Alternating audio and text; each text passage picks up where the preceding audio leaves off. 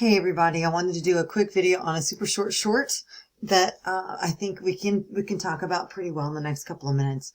I wanted to compound or add to this discussion a quick search of the Nova Library databases to encourage you for the last two projects to focus on quality academic research. I'm noticing as I'm grading some of the Module 3 projects that students tend to be going to quick searches and the first things that they find on Google. And that's not always the best way to go about doing academic research for these smaller project assignment writings. But let's back up a little bit and let's talk about Hills Like White Elephants. This is a interesting story about a couple in Spain who are traveling and who are having sort of a life-changing dilemma happen. This is one of those stories you can sort of see the shift in the stories from our 19th century texts to the 20th century, what we call the modern texts, that move from big events to being about sort of psychological pressure, the psychological moment in a story. And the moment in the story, and what's so fascinating about the story, and what Hemingway does really well is not only does he not name our main characters here, the two protagonists, or you could say the antagonist and the protagonist, depending on whose side you're on here, or depending on how you interpret the situation. But what happens mostly in Hills Like White Elephants is it's a story about what's not being said. So you can often read body language. You can read into a text. And I don't think that it's any secret that what's happening in the story is that the male partner is trying to convince the female partner to have an abortion. Now, this is written in the 1920s. So a lot of people would think, well, abortions didn't happen before Roe versus Wade. No. Obviously, most of you know that's not true. And abortions have been happening since we had the ability to manipulate our bodies with medication, with herbs, and other, mechanical ways of doing this. You have a couple, so in the early 20th century, who are living the life. And one of the sort of experiences we see is they move from place to place. They're currently in Europe, and they're doing a lot of drinking, a lot of traveling, living sort of a carefree, lack of responsibility existence, right? What should we drink? The girl asked. She had taken off her hat and put it on the table. It's pretty hot, the man said. Let's drink beer. Dos cervezas, the man said into the curtain. Big ones, the woman said from the doorway. Yes. 2 big ones. And what's interesting, what sort of mirrors Hemingway's life is Hemingway was an alcoholic, and you can kind of see that he runs in these circles. These characters run in a circle where significant day drinking is not a problem. So we have the scene set. It's Spain. It's hot. The characters are waiting on a train and they're bored. And so they have time to kill. And so they decide to go get a couple of drinks, which is a fairly sort of normal activity. But they don't just go get 1 drink. They get 2. And then they order a 3rd in this very, very short amount of time. As a matter of fact, I was a little shocked when I reread this. And the last time from order of drink to train was about 5 minutes. I'm going to rush back and finish that drink. So there is a lot of drinking happening in the story. You could argue that the drinking is symbolic. So if we're talking about symbolism, think about the symbolism of a cherry bomb, right? From the midterm. And what does the cherry bomb actually represent?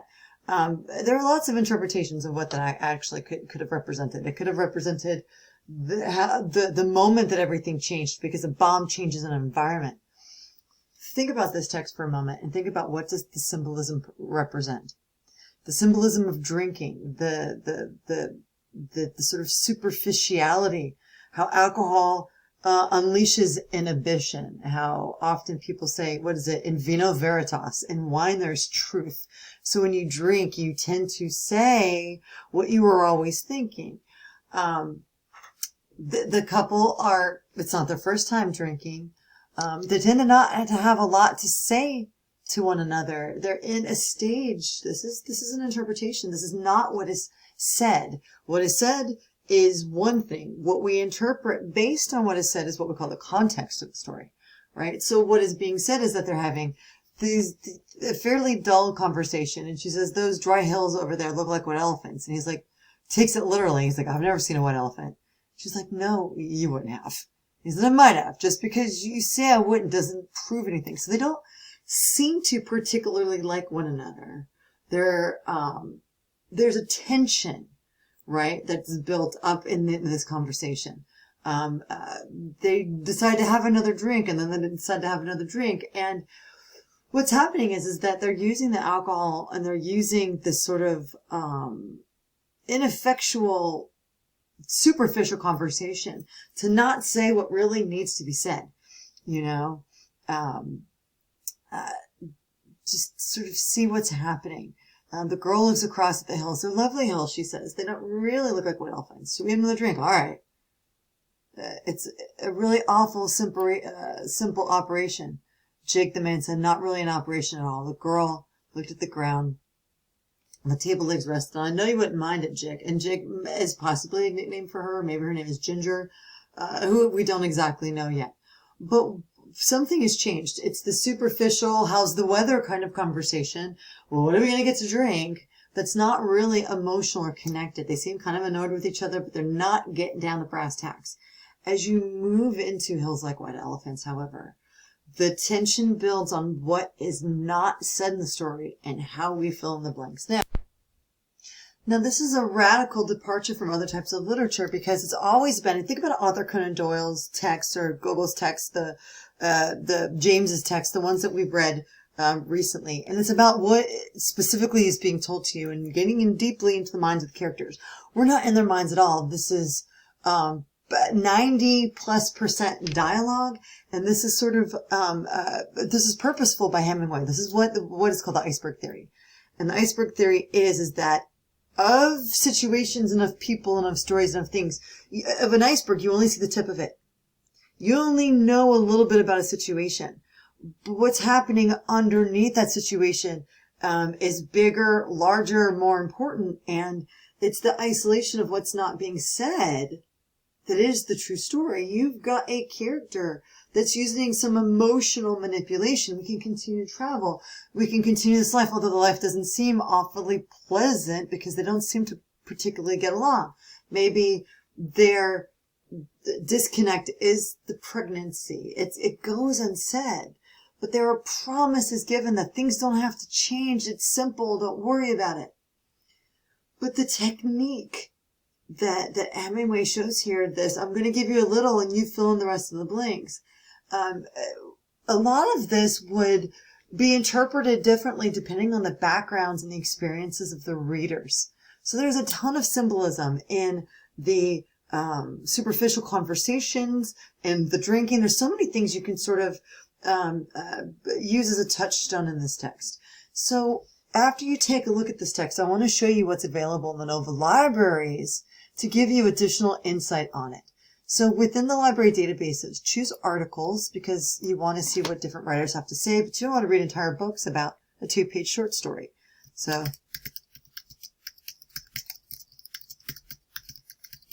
and look what we find here. So I just searched Hemingway, Hills Like White Elephants, and the options I'm going to do are peer-reviewed journals. And the time doesn't really matter because this is an older text. Older criticism actually could be really important to you. So there are really interesting interpretations. Racial transparency and the Jazz Age in the text. Well, that's interesting. They're talking about the nickname Jig and how does that identify one of the characters. We've got the making of modern parents. So saying that these are more modern discussions that people have, where one partner wants to continue with the pregnancy and another doesn't. Construction of the mind story. There's all sorts of opportunities for quality research. And this text is like 12 or 13 pages. Let's take a look at this one. This is in the International Journal of Learning. When you click on an academic journal article, it's just taking a second to load here. Okay, so once it loads, it will show you that it's available in the EBSCO Research Complete. So you just click that link and then the article should pop up if we've done this correctly. So this is what I want to see you consider and do for Project 4 and Project 5. I want you to read academic journal articles. The contribution of this paper is to provide a new and related interaction of the mind story and writing thoughts between literature and English teaching, decoding reading from 2 standpoints. Let's see.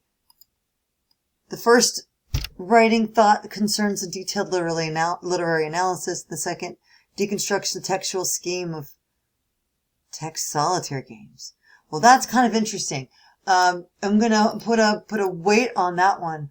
Conversation analysis. Now, this is intriguing to me.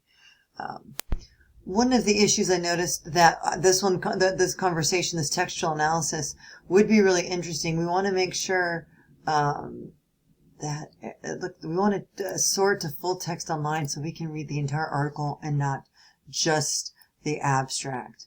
Let's see. I want to see.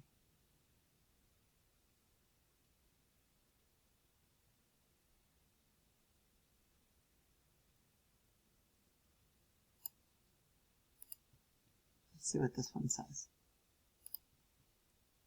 You'll notice that one of the databases that this comes from is the Gale Literature Resource Center. This is a great one. This is so much better than study.com or Super Essays or Course Hero or Cliff Notes. This is the examines different scholarly interpretations of the ending of the story and suggests a different outcome from those so far considered. The girl will indeed have the abortion, expecting in this way to stay with the man, but after the operation has been performed, he's probably going to abandon her. That's a reading that not everybody would see in the text, right? So we've got the text and we have a deep discussion of a deep reading in a scholarly way. And as a matter of fact, you can even see the works cited sources. You've got journals called the Hemingway Review. We've got different books, modern critical reviews, the Writer's Chronicle. Most of these are academic journals. And what an academic journal is, and you should know this from English 112, but what an academic journal is a collection of articles on a particular topic, like this is a literary topic, written by experts in the field for other experts in the field.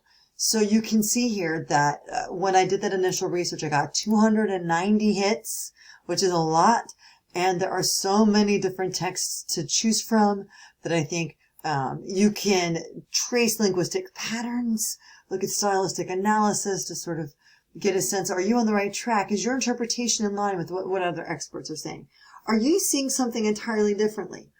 I'd love to see you expand and broaden your horizons as you're looking at what's not being said in Hills Like White Elephants, as you're looking at some of the symbolism of the excessive drinking, the symbolism of the stilted dialogue, whatever aspect, the power of the man trying to bully the woman into an abortion. There's all sorts of avenues and lenses with which you can look at Hills Like White Elephants. I challenge you to broaden your research horizons, to see what is being said out there, and then of course in the end to make up your own mind, because in the end your interpretation is valid as long as it's supported by evidence from the text. All right.